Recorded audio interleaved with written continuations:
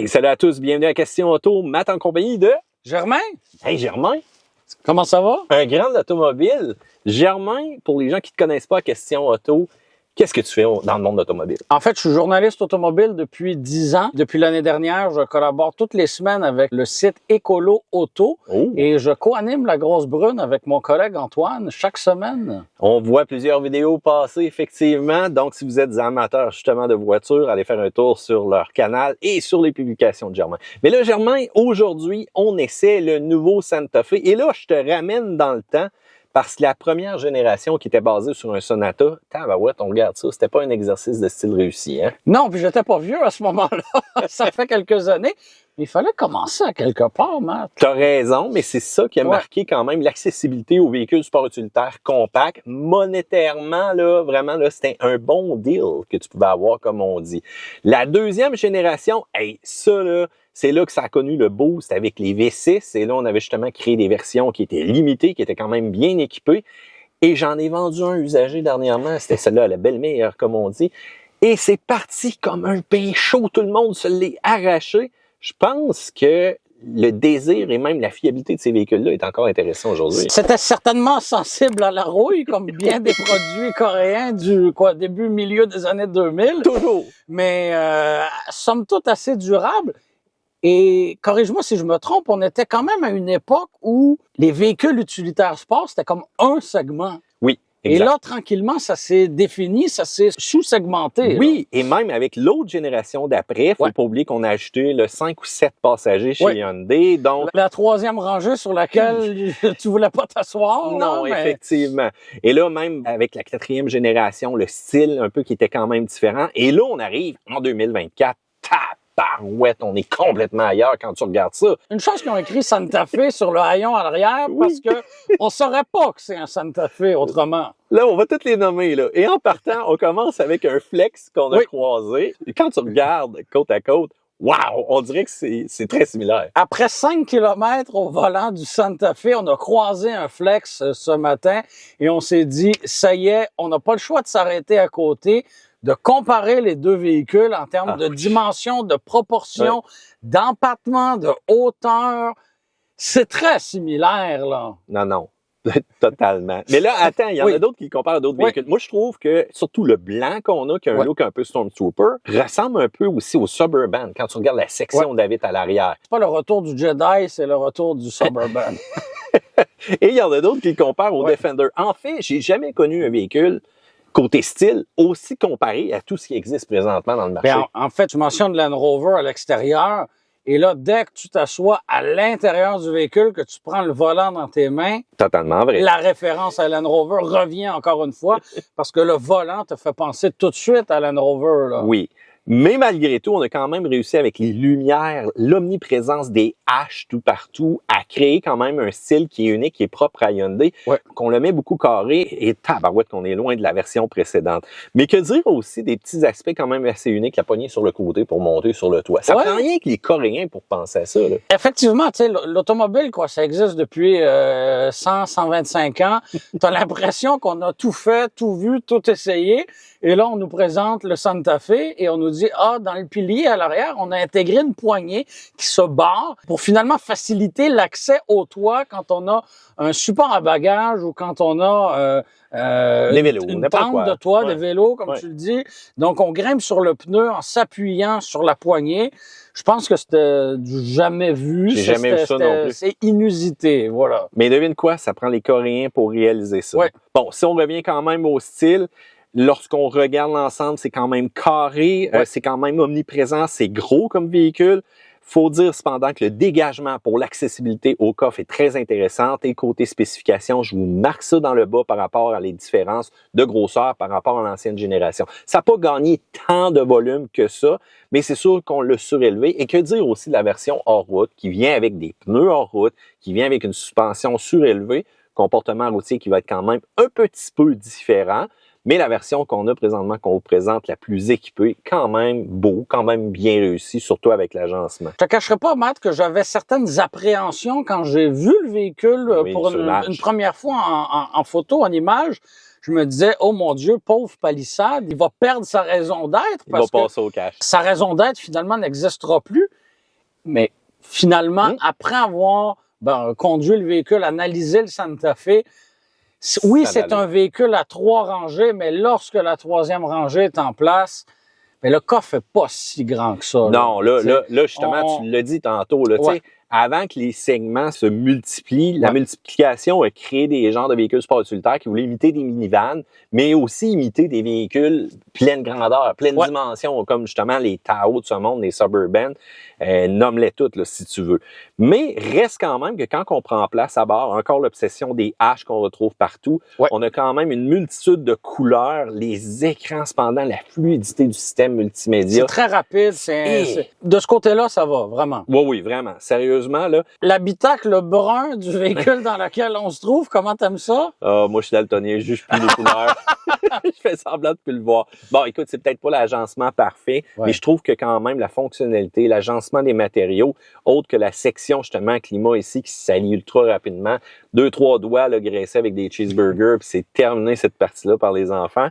Mais change pas le fait qu'on va retrouver quand même le confort assez extrême au niveau des sièges et non seulement aussi jusqu'en arrière, bon pour les enfants qui vont avoir aussi l'accessibilité à la climatisation avec un vrai bouton physique, la connexion partout, du rangement dans la console centrale. Attention, non pas un, mais 2 chargeurs QI sans fil, ainsi qu'une zone de désinfection, mais qu'on a utilisé nous autres pour faire autre chose. Ben oui, visiblement, cette section-là peut-être concerne moins le public québécois qui est moins sensible, je pense, à la désinfection de téléphones, de clés, etc. Mais pourquoi pas, on l'offre, sinon ça peut servir de rangement. Mais oui, on s'est amusé à y mettre 2 cheeseburgers pour voir qu'est-ce que ça donne.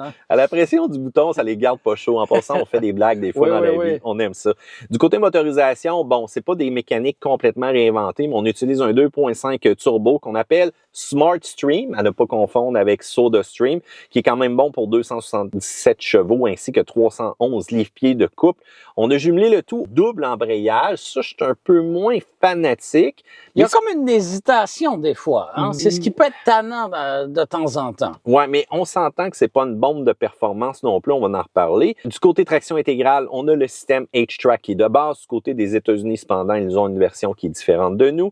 4500 livres de remorquage maximal avec une version XRT. Et là, quand même, la cerise sur le sundae, c'est qu'on offre une version hybride. Mais on l'a pas testé encore aujourd'hui. Mais 1.6 litres turbo, 232 chevaux, mais j'ai hâte de voir l'économie d'essence. Et version hybride d'entrée de gamme. Et pour moi, c'est là où on va gagner des points, c'est que la version hybride n'est pas celle qui est la plus coûteuse, qui est au sommet de la gamme. Rappelle-toi ce qu'on a fait avec la précédente Sonata. La version hybride, c'était la plus chère. On a tout inversé ça. C'était pour moi la plus intéressante, mais c'était la plus chère, alors elle perdait son intérêt. Là, avec le nouveau Santa Fe, les 2 versions d'entrée de gamme, entre guillemets, parce que ça reste un véhicule assez cossu, mais les 2 versions d'entrée de gamme, elles sont à motorisation hybride et c'est là où est l'intérêt selon moi.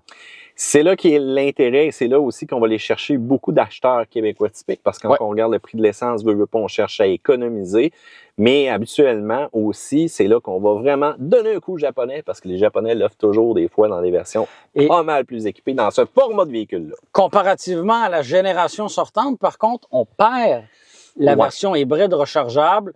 Tristounet, mais devine quoi? Le roadmap de l'existence d'un véhicule peut peut-être nous amener dans le futur à avoir de la nouveauté, mais ça, on lance. Ça, tu le vois dans ta boule de cristal qui est ici, là. Oui, il faut que je la nettoie d'ailleurs, cette boule-là. Parlons prix maintenant. C'est sûr que modèle à essence pour modèle à essence, génération précédente versus celui-ci, il y a 9 000 $ de plus. Juste ça? Oui, juste ça. Mais là, j'ai pas parlé des versions hybrides parce qu'on n'a pas encore les prix. On vous les ajoutera un peu plus tard lorsqu'on refera un essai du véhicule. Mais c'est sûr que si tu le finances, une version de base, présentement, 60 mois, XRT à 6,29 %, on parle de 66 775 $ total que tu dois payer. Donc, prix du véhicule, les taxes, les frais de transport et préparation et le coût du financement. Exactement, en plein ça. Donc, ça paraît pas, mais le véhicule abordable du temps de la première génération s'est éloigné un petit peu de ça au travers le temps. Je vous mets le restant des prix en bas. Mention spéciale aux éléments de sécurité à l'intérieur de ce véhicule-là, vraiment un plus. Et parlons comportement routier, c'est du confort. On n'a pas nécessairement des performances à tout casser. On n'a pas nécessairement une suspension ultra dure, ultra ferme, sportive en virage. Non, non, non. Tout est confort à l'intérieur de ce véhicule-là. Tout est en douceur, tout est confortable.